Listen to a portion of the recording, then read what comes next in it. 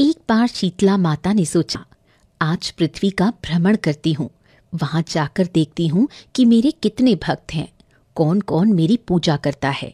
ये सोचकर वो राजस्थान के डूंगरी गांव में पहुंची, पर उनको गांव में अपना एक भी मंदिर दिखाई नहीं दिया। जब वो गांव में घूम रही थीं, तो किसी ने उबलता हुआ पानी उनके शरीर पर डाल दिया।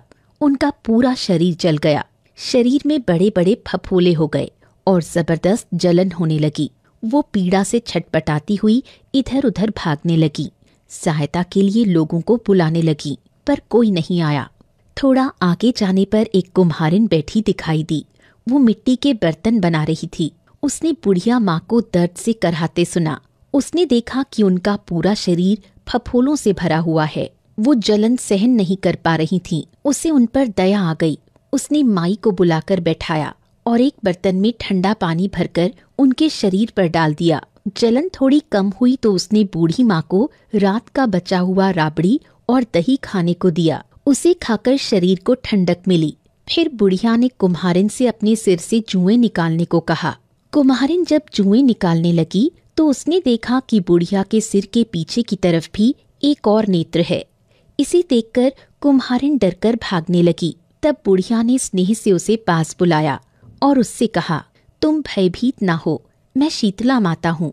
मैं धरती पर ये देखने आई हूँ कि कितने लोगों को मुझ पर श्रद्धा है, कितने लोग मेरी पूजा करते हैं। ये कहकर माता अपने वास्तविक रूप में आ गई। उनके प्रत्यक्ष दर्शन कर कुम्हारिन रोने लगी। माता ने उससे रोने का कारण पूछा तो वो हाथ जोड़कर बोली, मैं बहुत गरीब हूँ। मेरे घर में आपको बैठाने लायक ना तो कोई चटाई है, ना ही कोई चौकी। मैं आपको कहाँ बिठाऊं? शीतला माता ने उसे शांत किया और घर के बाहर खड़े गधे पर बैठ गईं। उन्होंने फिर एक हाथ में झाड़ू और दूसरे हाथ में एक टोकरी लेकर पूरे घर को झाड़ू से झाड़कर गरीबी को टोकरी में भरकर बाहर फेंक दिया। इसके पश्चात उन्होंने कुम्हारिन से मनचाहा वर मांगने को कहा। कुम्हारिन ने कहा, माता, आप अब से इसी गांव में स्थापित हो जाएं। आपने मेरी कुटिया की दरिद्रता को दूर किया है। यहाँ के प्रत्येक गांववासी भी आज से फागुन मास की अष्टमी को भक्ति भाव से आपकी पूजा सेवा करें, आपको ठंडा पानी और बासी भोजन का भोग लगाएं।